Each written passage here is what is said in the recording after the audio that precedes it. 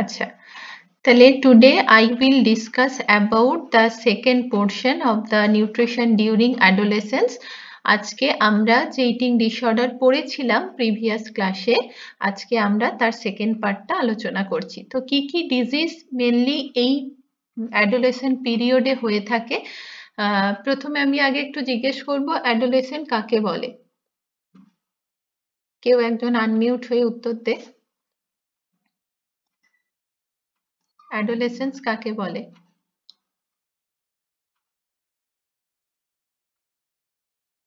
Ma'am, according to who, there are the age between 10 to 19 years, they are considered to be as adolescent.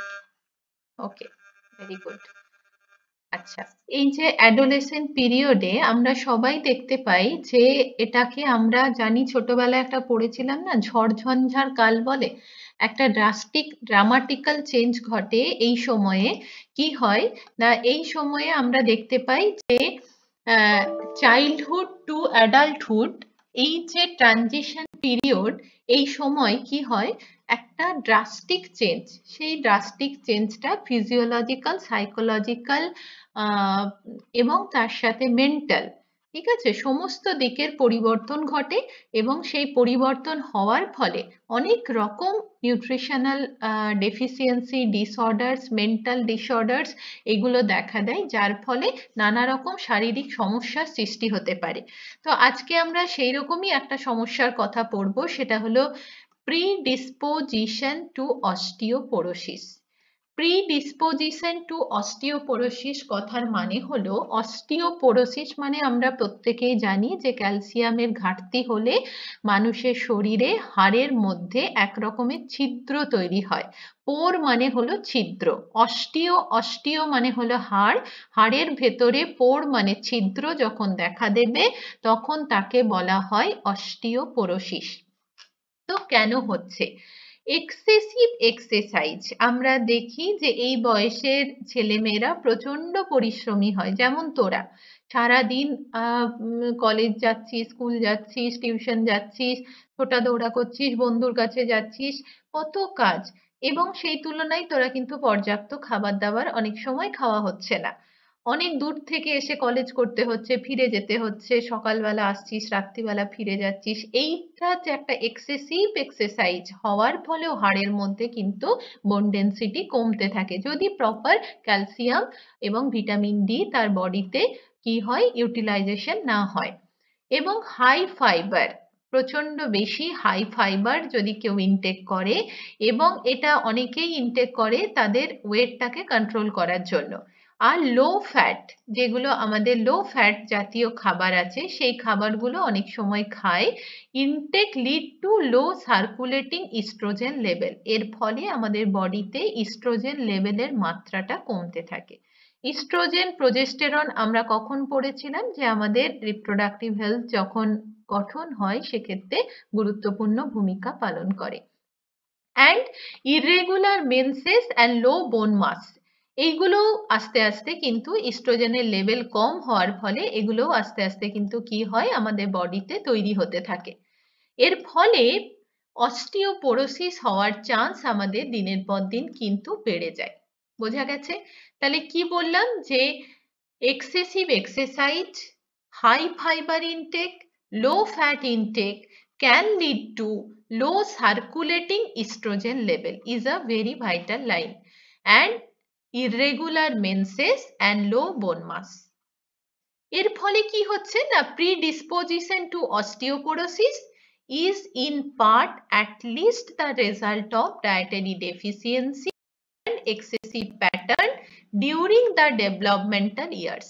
যখন যে বয়সে তাদেরকে হাড়ের গঠনটা হওয়া উচিত, সেই সময় যদি তারা তাদের ইস্ট্রোজেন লেভেল কম থাকে এবং ডায়েটের মধ্যে high fibre, low fat, excessive exercise করে, তাহলে তার কিন্তু বোন ডেনসিটি কমতে থাকবে, পারবে না। তো low dietary intake of calcium rich food such as milk in teenagers could be because the misunderstanding about the amount of fat provided by the milk and substitution of the milk with soft drinks.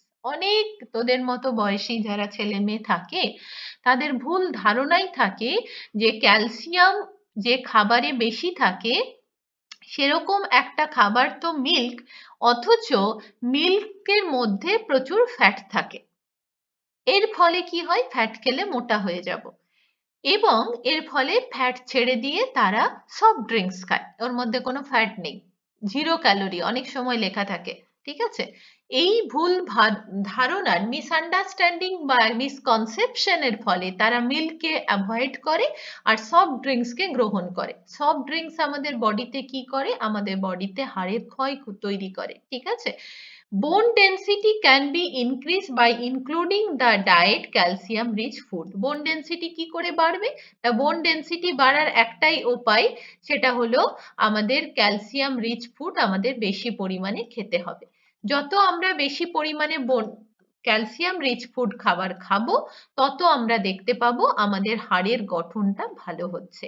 তাহলে calcium শুধু খেলে হবে না, আমরা বারবার পড়ে এসেছি গত সেমিস্টার থেকে যে ক্যালসিয়ামকে অ্যাবসর্পশন হওয়ার জন্য যাদেরকে দরকার ভিটামিন ডি এবং ফসফরাস, শুধুমাত্র বেশি ক্যালসিয়াম খাচ্ছি ফসফরাস কম থাকছে, তাহলে কি হবে, আমাদের হাড়ের ভেতর থেকে ক্যালসিয়ামটা বাইরে বেরিয়ে চলে আসবে, ফসফরাস টেনে বের করে নেবে। এই জন্য ক্যালসিয়াম এবং ফসফরাসের রেশিওটাকে সমান হওয়া দরকার, যাতে ইকুইলিভ্যালেন্ট থাকে এবং সমতা বজায় থাকে, তার সাথে সমপরিমাণ ভিটামিন ডি এর দরকার পড়ে। বোঝা গেছে? তাহলে অস্টিওপোরোসিস যদি আসে, এর শর্ট নোট তোদের কাছে স্টাডি মেটেরিয়াল হাতে আছে, তোরা সেখানে দেখবি, পয়েন্ট করেই লেখা আছে। আচ্ছা, নেক্সট আমরা পড়ছি, কি পড়বো না, নেক্সট আমরা পড়বো অ্যানিমিয়া। খুব খুব ইম্পর্টেন্ট এই বয়সী ছেলে মেয়েদের জন্য। না, আমরা জানি যে এই যে পিরিয়ডটা, এই সময় প্রত্যেক মাসে মেনস্ট্রুয়েশন হয় এবং মেনস্ট্রুয়েশন হওয়ার জন্য 0.5 mg পার ডে কি হয়, মেনস্ট্রুয়াল পিরিয়ডের জন্য ব্লাড লস হতে থাকে। আমরা আগের দিন পড়েছিলাম সেটা। তো দেখা গেছে in the rural and urban এরিয়াতে ম্যাক্সিমাম সময় ছেলেমেয়েরা মিসকনসেপশনের শিকার হয়ে পড়ে এবং অনেক সময় তারা আয়রন রিচ ফুডগুলোকে তারা ডায়েট থেকে বাদ দিয়ে দেয়। এর ফলে এই বয়সে anaemia is most common in all groups of adolescent girl to the turn up of the 20 to 25% irrespective of social class. সমস্ত সোশ্যাল ক্লাসে, লোয়ার মিডিল আপার, তাদের মধ্যে কিন্তু anaemia is a most common. And angular stomatitis, জীব এই ঠোঁটের কোণে ঘা কেন হয়, B12 B2 রিবোফ্লেভিনের অভাবে হয়। গ্লসাইটিস কেন হয়, B2 এর অভাবে হয়। কারণ আমরা জানি যতগুলো বি ভিটামিন আছে, আমরা বলেছি সেই বি ভিটামিন গুলো প্রত্যেকটাই আমাদের বডিতে দরকার। কিভাবে দরকার না, যতটা ক্যালোরি রিকোয়ারমেন্ট যার বডিতে যেভাবে বাড়ছে তার রেসপেক্টিভ অ্যামাউন্টে বি ভিটামিনের বাড়টা হবে, বি ভিটামিনটা ইনক্রিজ করতে হবে। ধর আমার যদি 3000 KCl থাকে, আমার বি ভিটামিনের চাহিদা সেই রেসপেক্টে বাড়বে। আমার যদি 2000 KCl রিকোয়ারমেন্ট থাকে, আমার সেই রেসপেক্টিভে B1 বাড়বে। সেটা কিন্তু সম্পূর্ণ ডিপেন্ড করে যে আমার বডিতে কতটা এনার্জি রিকোয়ারমেন্ট আছে। Angular stomatitis and glossitis are more common in poor class because of the poor quality of the diet. আমরা জানি যারা খুব লো অ্যামাউন্ট মানে কম নিউট্রিশিয়াস ফুড খায়, পুয়ার কোয়ালিটি ডায়েট ইনটেক করে, তাদের ক্ষেত্রে জিভে ঘা, ঠোঁটে ঘা এগুলো দেখা দেয়। Anemia is common in poor class since intake of poor mainly due to the non-availability of healthy food. Anaemia তাদের ক্ষেত্রেই কমন যারা কিনা করে যে হেলদি ফুড যারা ইনটেক করে না, পুয়ার ফুড ইনটেক করে। In higher class personally like and dislike and food taboos lead to anaemia. ধর যারা হাই ক্লাস সোসাইটিতে বিলং করে তাদের বাচ্চাদের মধ্যে অনেক রকম মিসকনসেপশন থাকে, লাইক ডিসলাইক, এটা খাবো না, ওটা খাবো না, সেটা খাবো না, সেখান থেকেও তারা অ্যানিমিক হতে পারে। And so supplementation 100 mg iron and 0.5 mg folic acid is must be given to all the adolescent girls. And nutritional and health service থেকে এই আয়রন ফলিক অ্যাসিড ট্যাবলেট অ্যাডোলেসেন্টদের জন্য প্রোভাইড করা হয়। অনেক আইসিডিএস সেন্টারে কিন্তু গিয়ে গিয়ে স্কুলের বাচ্চাদের যারা স্কুল ড্রপ আউট থাকে তাদের দিয়ে আসে, আবার স্কুলেও অনেক সময় দেখবি আয়রন ট্যাবলেট দেয়। তোরা যখন পড়তিস দিত? খেয়েছিস তোরা স্কুলে কখনো? হ্যাঁ ম্যাম, হ্যাঁ ম্যাম। আচ্ছা, প্রত্যেক সপ্তাহে দিত। বাহ, প্রত্যেক সপ্তাহে দিত। খেতিস না ফেলে দিতিস? ম্যাম খেতাম। আচ্ছা ম্যাম খেতাম। আচ্ছা, ঠিক আছে। তো এটা এই জন্যই দেওয়া হয়, ঠিক আছে। তো এই অ্যানিমিয়া এই বয়সী বাচ্চাদের জন্য খুব কমন। অ্যাডোলেসেন্ট পিরিয়ডে মেনলি যেটা হয়, তাদের প্রপার নলেজ থাকে না, আর প্রচন্ড পুয়ার ডায়েট তারা ইনটেক করে, হেলদি ডায়েট খায় না, লাইক ডিসলাইকের একটা সমস্যা থাকে। আর আর একটা যেটা থাকে, তারা ভীষণ অ্যাগ্রেসিভনেস হয়, ভীষণ মানে কি বলবো, মানে প্রচন্ড পরিমাণে জেদি রাগী এরকম টাইপের হতে থাকে, এবং যার ফলে তারা অ্যানিমিয়ার শিকার হয়ে পড়ে। দেন আসছি আন্ডার নিউট্রিশন।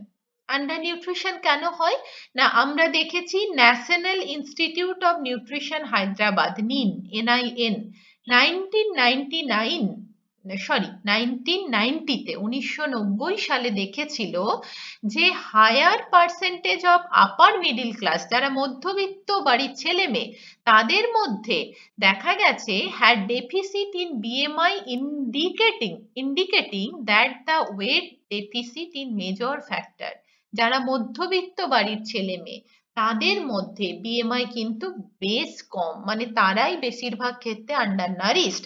শুধুমাত্র পুয়ার সোশিও ইকোনমিক কন্ডিশনের ক্ষেত্রে কিন্তু এটা নয়, এটা সব থেকে বেশি হলো মিডল ক্লাস ফ্যামিলিতে। and possibly related to the poor energy intake of this group of population। খুব কম এনার্জি ইনটেক করে। কেন ইনটেক করে না, দেখা গেছে যে urban poor and rural girls, while among the urban poor and rural girls this may mainly due to the getting lower priority for the food over the boys in the family। এটার মানে কি বোঝা গেছে? অনেক বাড়িতে তোরা দেখতে পাবি আরবান এরিয়ায় যেগুলো পুয়ার সোশিও ইকোনমিক কন্ডিশন থাকে, বা রুরাল এরিয়াতে পুয়ার সোশিও ইকোনমিক কন্ডিশন থাকে, বা মিডিল ক্লাস ফ্যামিলি থাকে, মানে শহরে এবং গ্রামে মধ্যবিত্ত বাড়িতে ম্যাক্সিমাম সময় মেয়েদেরকে ইগনোর করা হয়, ছেলেদেরকে বেশি প্রায়োরিটি দেওয়া হয়। মানে বাড়ির ছেলে মানে সে সবাই সব থেকে ভালো কিছু খাবে, বাড়ির মেয়ে মানে যেটা পড়ে থাকবে সেটা খাবে। এই যে একটা ডিসক্রিমিনেশন, এখান থেকেও কিন্তু আন্ডার নিউট্রিশন তৈরি হয়, ঠিক আছে। In the upper class the weight deficit is related to the personal like and dislike and also a conscious attempt towards maintaining a low weight of the fear becoming overweight। মানে কি, যারা আপার ক্লাসে থাকে তাদের মনে হয় তাদের মধ্যে পছন্দ অপছন্দের তালিকাটা বেশ বড়, এর ফলে তাদের একটা সবসময় নিজেদের ওয়েটটাকে মেনটেন করা একটা তাদের মধ্যে সুপারস্টিশন কাজ করে, এবং এর ফলে তারা কি হয়, অনেক সময় ভুলবশত এমন কিছু খাবার খেয়ে ফেলে যেগুলোতে ওয়েট গেইন হয়ে যায়, আবার ভুলবশত এমন কিছু খাবার বাদ দিয়ে দেয় যার ফলে আন্ডার নারিশড হয়ে যায়। তো প্রপার কনসেপ্ট না থাকার ফলে এই সমস্যাটা হয়। Avoiding milk, peer influence. কেন কেন হয়? মিল্ক তো একদমই খাই না, কারণ আমরা দুধকে কি খাবার বলি? সুষম আহার, তাই না? ব্যালেন্স ডায়েট বলা হয়। অ্যাভয়েডিং মিল্ক, পিয়ার ইনফ্লুয়েন্স, বন্ধুদের সাথে গল্প গুজব করে কিছু একটা তথ্য জেনেছে তার ফলে তারা ইনফ্লুয়েন্স হয়ে যায়। ইটিং আউটসাইড দ্য হোম, বাইরের খাবারের প্রতি বেশি আসক্ত থাকে। পুয়ার সিলেকশন, কোন খাবারটা খাবো সেটাই তারা বুঝতে পারে না। স্কিপিং মিলস, অর্ধেক সময় খাবার স্কিপ করে দিতে হয় নানা রকম কাজকর্মের জন্য। ফুড ফ্যাডিজম, বিভিন্ন খাবারের প্রতি ভুল ধারণা। And emotional disturbance may all contribute to undernutrition in adolescence. তাহলে কতগুলো কারণে আন্ডার নিউট্রিশন হতে পারে। Number 1, avoiding milk. Number 2, peer influence. Number 3, eating outside the home with poor selection. Number 4, skipping meals. Number 5, food fadism.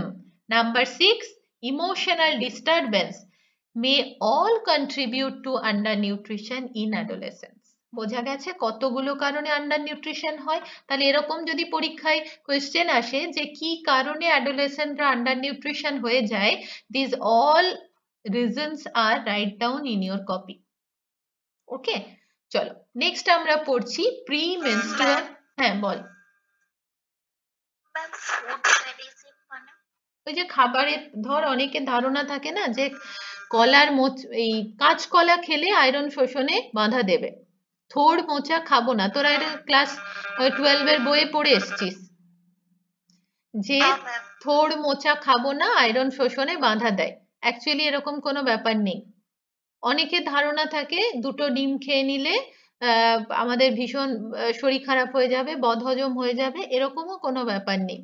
অনেকের আরো অনেক ফ্যাডিজম থাকে, যেমন অনেকের থাকে, যেমন ধর বল না, এই যে লাল পেলে যেগুলো জিনিস হয়, একটু ঢ্যাঁড়স, পালং শাক, এগুলো খেলে হজম করতে পারবে না, রাত্রিবেলা এগুলো খাওয়া ভালো নয়। অনেক অনেক বাড়িতে অনেক রকম এরকম ফ্যাডিজম থাকে। তোরা ফুড ফ্যাডিজম লিখে নেটে সার্চ করলে এরকম অনেক গল্প তথ্য তোরা পড়তে পারবি। ঠিক আছে, তারপর চন্দ্রগ্রহণের সময় এই খাবার খেতে নেই, সূর্যগ্রহণের সময় ওই খাবার খেতে নেই, প্রেগন্যান্সি মাদের এই সময় সারাদিন উপবাসে থাকতে হবে। এইগুলো ফুড সম্পর্কে অনেক ফ্যাডিজম আছে, ভ্রান্ত ধারণা। বোঝা গেছে কি বললাম? মানে মিথ টাইপ। হ্যাঁ মিথ টাইপের, মিথ টাইপের। আচ্ছা, দেন আমরা পড়ছি আর আর কিছু বলার আছে এটা থেকে? আচ্ছা, প্রি মেনস্ট্রুয়াল সিনড্রোম।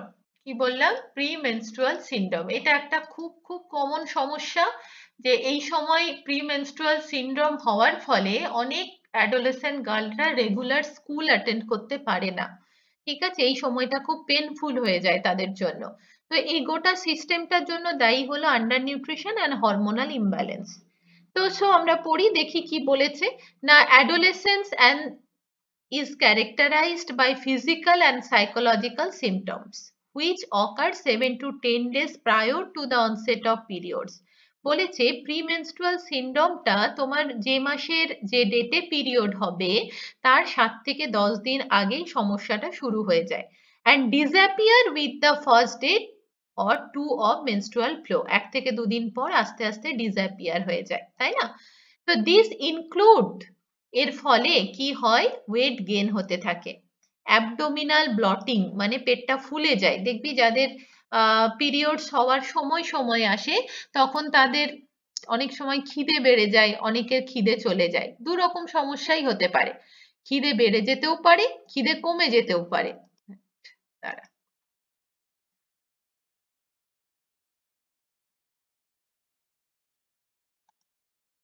হ্যাঁ, তাহলে this include weight gain, abdominal, কি বললাম, অ্যাবডোমিনাল ব্লটিং, ব্রেস্ট এনলার্জমেন্ট, অনেক সময় ব্রেস্টের নিপিলের মধ্যে এনজর্জমেন্ট মানে নিপিলগুলোতে খুব ব্যথা হয়, যার পিরিয়ডস হবে সে বুঝতে পারে যে সেই সময় তার কিন্তু সামনেই পিরিয়ড আসছে এবং নিপিলের মধ্যে প্রচন্ড একটা ব্যথা হয়।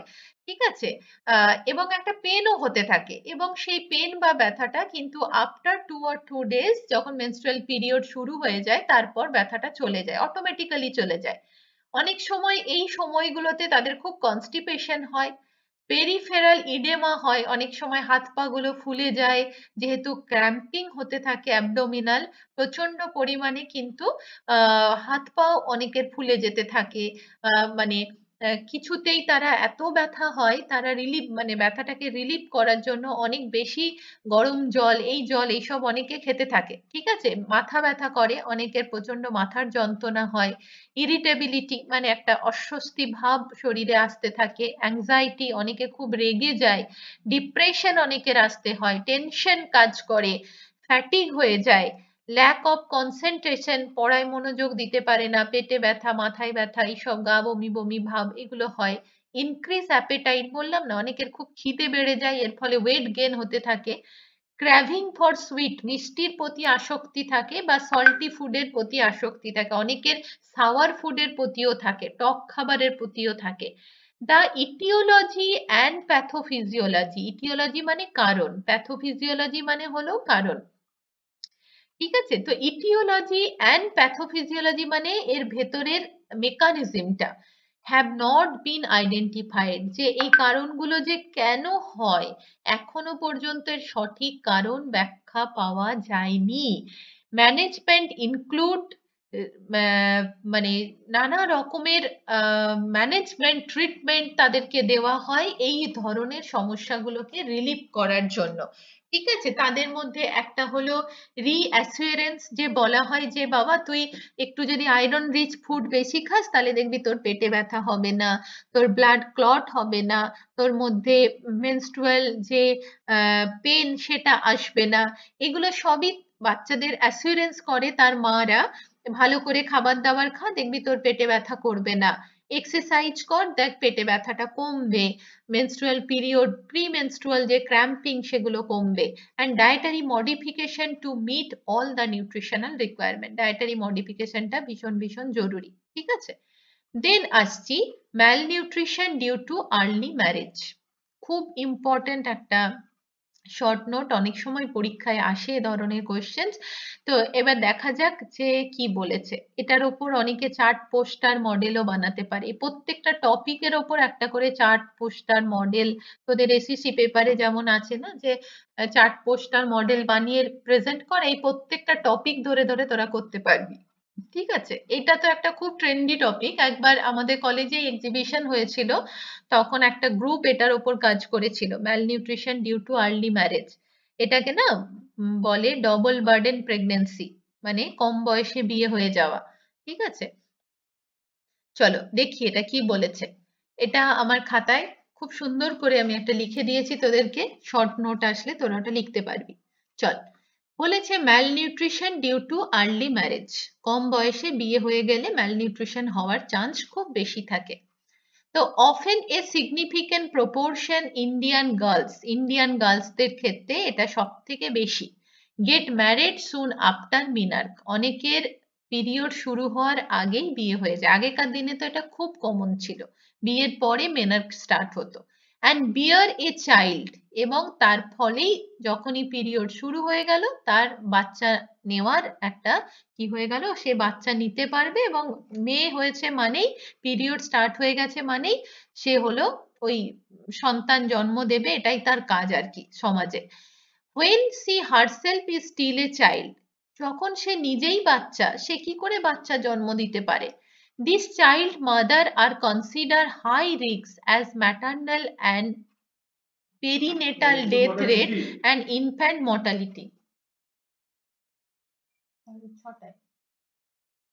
infant mortality rate are higher among them, বলেছে this child mother are consider high risk, এই ধরনের মারা যারা কম বয়সে মা হয়ে যায়, 18 বছরের নিচে মা হয়ে যায় বা 13-14 বছর বয়সে মা হয়ে গেছে, তাদের ক্ষেত্রে কিন্তু একটা হাই রিস্ক থাকে যে তাদের বাচ্চা এবং মা দুজনেই যখন তারা ডেলিভারি করতে যাবে দুজনেই কিন্তু মারা যাওয়ার টেন্ডেন্সি থাকে। এর ফলে maternal and perinatal death rate and infant mortality rate are higher among them, অন্য কান্ট্রির থেকে ইন্ডিয়াতে ইনফ্যান্ট মর্টালিটি রেট মানে IMR infant mortality rate, MMR maternal mortality rate, এগুলো অনেক বেশি।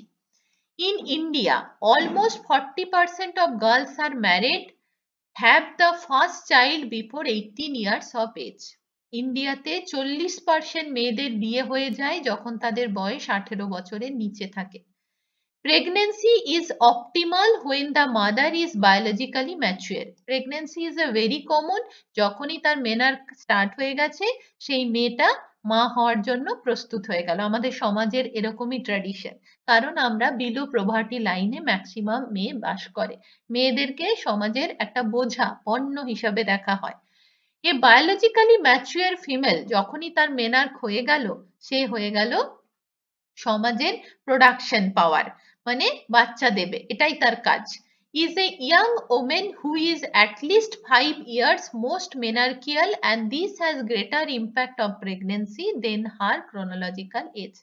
মানে কি, a biologically mature female is a young woman, যখনই তার পিরিয়ড স্টার্ট হলো তার মানে তাকে আমরা বলছি সে একজন young women. Who is at least 5 years post menarcheal, যখন 5 বছর তার পিরিয়ড হয়ে যাবে, যবে থেকে শুরু হয়েছে তারপর থেকে 5 বছর হওয়ার পরে, and this has greater impact of pregnancy, তারপরে যদি তার প্রেগনেন্সি আসে সেটা একটা ভালো দিক, ঠিক আছে। কিন্তু তার সাথে সাথেই যদি হয়ে যায়, পিরিয়ড চলাকালীনই কারো বিয়ে হয়ে যায়, পিরিয়ড শুরু হয়নি তার আগেও লোকে বিয়ে দিয়ে দিচ্ছে, বিয়ের পরে গিয়ে পিরিয়ড স্টার্ট হচ্ছে, সে তো কিছু বোঝেই না, জানেই না, তাহলে তার ক্ষেত্রে এই লাইফ জার্নিটা কতটা পেনফুল তোরা বুঝতেই পারছিস। এই জন্য মেয়েদের নারী শিক্ষার যে প্রসার রাজা রামমোহন রায় করে গেছিল, বিদ্যাসাগর করে গেছিল, এই জন্যই করে গেছিল। এবং আমাদের সোসাইটিতে একটা সময় পর এসে মেয়েদেরকে ডমিনেট করা হয় যে না তোমাদের শিক্ষা দেওয়া হবে না, শিক্ষার আলোয় আসা মানেই সে বলতে শিখবে, সে প্রতিবাদ করতে শিখবে, সে সবকিছু মেনে নেবে না। তো সোসাইটিতে এই জন্য মেয়েদেরকে সবসময় চেপে দেওয়া হয়, মেয়ে মানেই তাকে ডমিনেট করো, ঠিক আছে। আচ্ছা চলো নেক্সট কি বলেছে, যে nutritional deficiency sign get aggravated if the adolescent girl conceive immediately after menarche. বলেছে একটা মেয়ে যদি মেনার্কের পরে পরেই সে মা হয়ে যায় তাহলে তার নিউট্রিশনাল ডেফিসিয়েন্সি তো অবভিয়াসলি হবেই, because she has to meet the demand of not only her growth, সে তার নিজের বডিটাই এখনো প্রপার ম্যাচুরিটি জায়গায় পৌঁছায়নি, but also they are conception, এবং তারপরে সে আবার কনসেপ্ট মানে কনসিভ করে গেছে, তার তার বাচ্চার গ্রোথের জন্য এক্সট্রা এনার্জি, এবং তার জন্য যে বডি গ্রোথ হচ্ছে অ্যাডোলেসেন্ট পিরিয়ডে তার জন্য এনার্জি, এই দুটো এনার্জি মিলে যে পরিমাণ তার খাবার দরকার শরীরে, তার বাড়ির ইকোনমিক্যাল কন্ডিশন অতটা ভালোই নয়, তো কিভাবে তাকে কেয়ার করবে, সম্ভব নয়। আচ্ছা, তাহলে যার ফলে কি হবে, সে ম্যালনারিশড হবে, বাচ্চা প্রিম্যাচুয়ার ডেলিভারি হবে, এইসব অনেক সমস্যা হতে পারে। These incidents of both pre-eclampsia and eclampsia. Pre-eclampsia মানে কি, এর ফলে না অনেক সময় মাদের মধ্যে উচ্চ রক্তচাপ, প্রি-এক্লাম্পেশিয়া মানে, এবং এক্লাম্পেশিয়ায় দুটোর মানে হলো উচ্চ রক্তচাপ এদের মধ্যে আসতে থাকে, এরা কিন্তু হাইপার টেনশনের শিকার হয়ে যায়। Have been found to be higher and show also the incidence of pregnancy wastage. এই প্রি এক্লাম্পেশিয়া যদি তাদের মধ্যে চলে আসে নিউট্রিশনাল ডেফিসিয়েন্সি হওয়ার ফলে, তারা না প্রচন্ড পরিমাণে হাই সল্ট, হাই সুগার এই ধরনের খাবার ইনটেক করে তাদের এনার্জি মানে খিদেটাকে ডমিনেট করার জন্য, খিদেটাকে কমানোর জন্য। এর ফলে কি হয়, তাদের বডিতে ব্লাড প্রেশার বাড়তে থাকে, ব্লাড প্রেশার বাড়লে কি হবে, প্রেগনেন্সিটা ওয়েস্টেজ হয়ে যাবে, অ্যাবর্শন হয়ে যাবে, ঠিক আছে। If the poor section of the society, poor socio economic কন্ডিশনে যারা বিলং করে, complication are more common in adolescent, আমরা দেখতে পাই সেই বয়সী বালক বালিকাদের মধ্যে বিশেষ করে গার্লসরা are suffer from the many kinds of problems. সেই প্রবলেমস গুলো কখন অ্যারাইজ করে, যদি তাদের কম বয়সে বিয়ে হয়ে যায়, এবং সেই আউটকামটা আসে প্রেগনেন্সিতে, তখন বাচ্চা ইম্যাচিওর, মা ইম্যাচিওর, সব মিলে সোসাইটির তারা একটা বার্ডেন তৈরি হয়।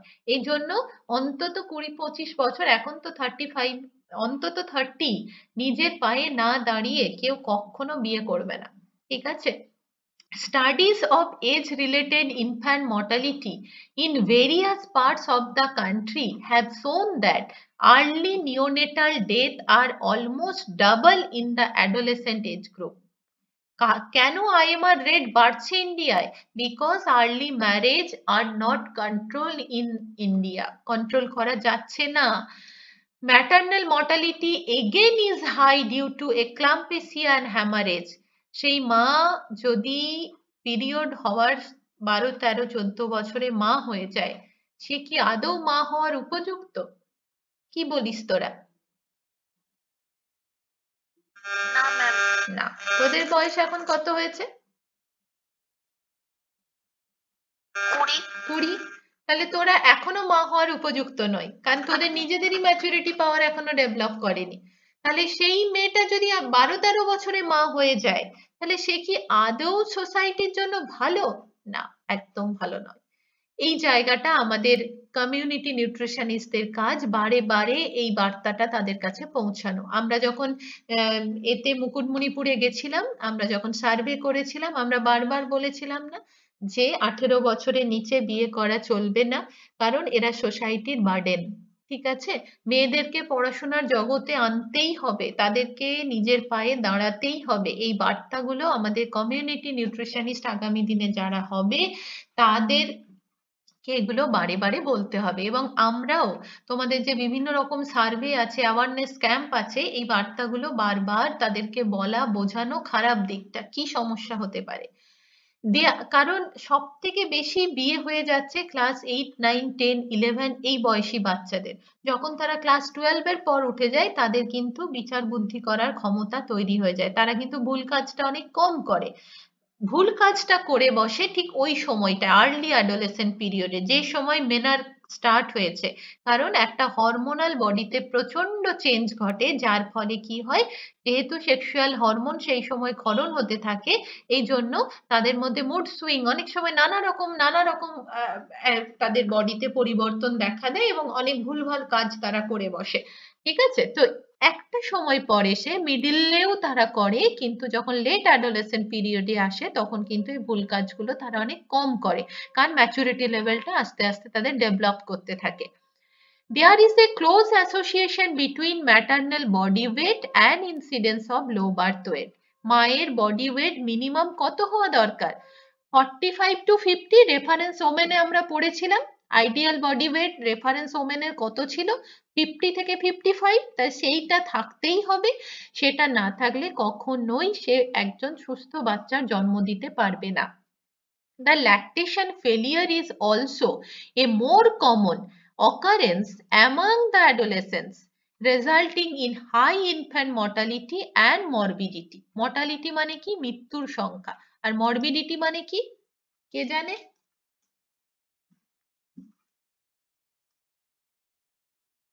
জানিস তোরা? পড়েছিস আগে কখনো? কি রে? পড়েছি, হয়তো ভুলে গেছি। মর্টালিটিটা পড়েছি, জানি। মর্টালিটি মানে কি? মৃত্যু হার যেটাকে বলছে মর্টালিটি মানে। একদম ঠিক, মর্টালিটি মানে মৃত্যু হার। আর মরবিডিটি মানে কি?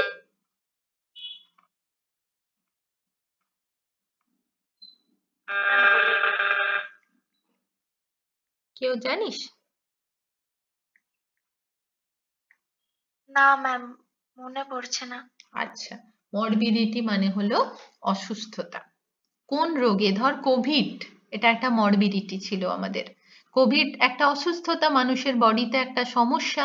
ধর কলেরা রোগ হয়েছে, ম্যালেরিয়া রোগ হয়েছে, প্লেগ হয়েছে, এর ফলে কত মানুষ মারা যাচ্ছে, এটা হলো মরবিডিটি। ঠিক আছে, তাহলে মর্টালিটি মানে মৃত্যুর হার, মরবিডিটি মানে অসুস্থতার হার।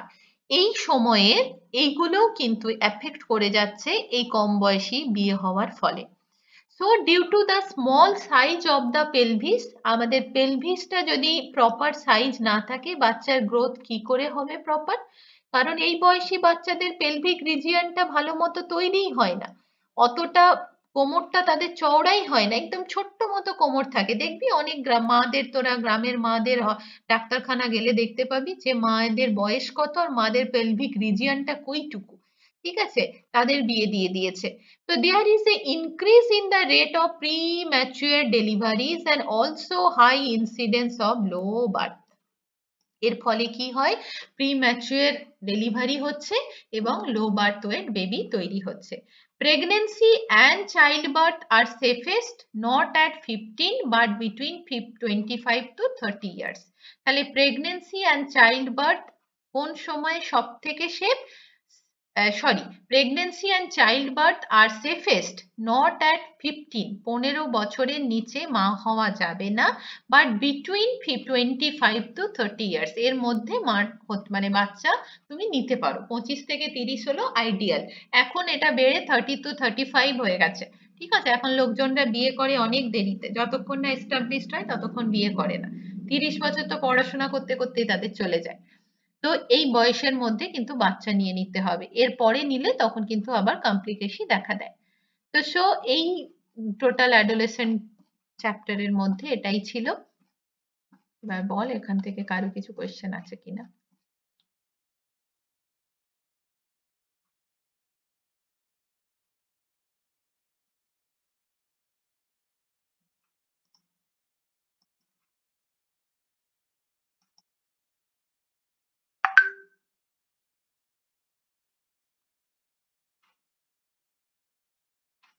কারো কোনো কোয়েশ্চেন আছে এখান থেকে?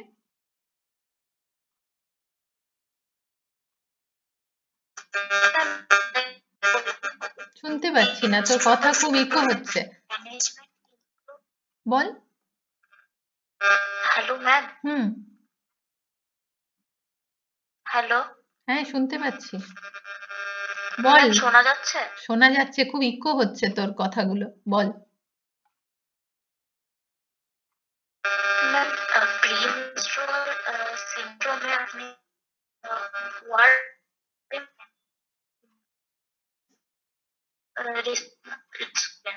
এটা মানে কি ম্যাম? আমি কিচ্ছু শুনতে পাচ্ছি না, একটু মেসেজ কর তো, লেখ। তোর কথাগুলো বড্ড ইকো হয়, মেসেজে লেখ, দেখছি।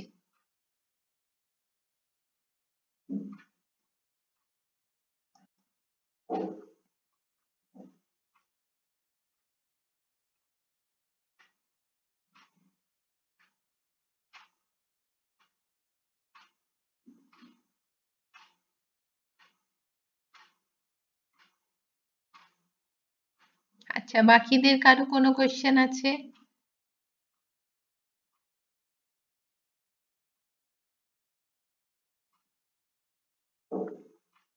অ্যাডোলেশন থেকে এটাই আছে তোদের, এগুলো পড়লেই অ্যাডোলেশন কভার হয়ে যাবে, ঠিক আছে? আর সমস্ত উত্তর নিজের মতো করে লেখার চেষ্টা করবি।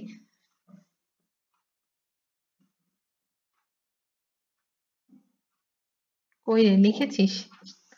প্রি মেনস্ট্রুয়াল সিনড্রোমে বলেছিলেন ম্যানেজমেন্ট ইনক্লুড রিঅ্যাসুরেন্স। রিঅ্যাসুরেন্স মানে আশ্বস্ত করা। অ্যাসুরেন্স মানে কি? আশ্বস্ত করা। যে অনেক সময় মারা বলে না যে তুই ভালো করে খাবি না, শাকসবজি খাবি না, ফলমূল খাবি না, তো শরীরে রক্ত হবে কোথা থেকে? তাহলে তো পেটে ব্যথা হবেই। ফাস্ট ফুড খাবি, শুধুমাত্র ম্যাগি চাউমিন এসব খাবি, তো সেটা তাদেরকে আশ্বস্ত করে যাতে করে তারা সমস্ত ফুড গ্রুপস থেকে খাবার খায়, হোম বেস ফুড খায়, আয়রন রিচ ফুড খায়, সেটা তাদেরকে আশ্বস্ত করা যাতে প্রিমেনস্ট্রুয়াল ক্র্যাম্পিং, বিশেষ করে আমরা পড়েছিলাম B6, প্রিমেনস্ট্রুয়াল ক্র্যাম্পিং কমায়।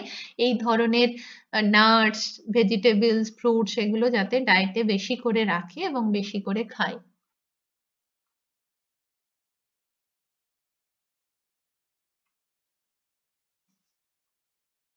আচ্ছা, তাহলে এটা আমি স্টপ করছি।